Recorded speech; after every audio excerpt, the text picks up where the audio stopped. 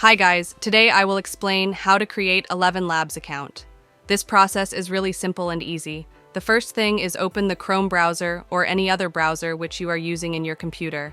And once it will be open in the search bar, you have to search for Elevenlabs. On the top, you will see the main website. Just click on it to get access. And this one is the main interface of Elevenlabs. And from here, just click on this option, Go to App.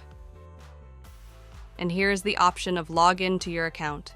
If you have already used your account in Elevenlabs, so you can log in with that, just for an example.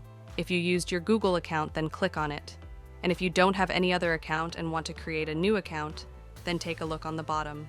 You can see the option of sign up, click on it, and here, enter your email address and password. And then, the last thing is tap on the option to sign up. If you want to use Elevenlabs yourself, click down the link in the subscription to help support our channel. Then your account will be created and you can use it.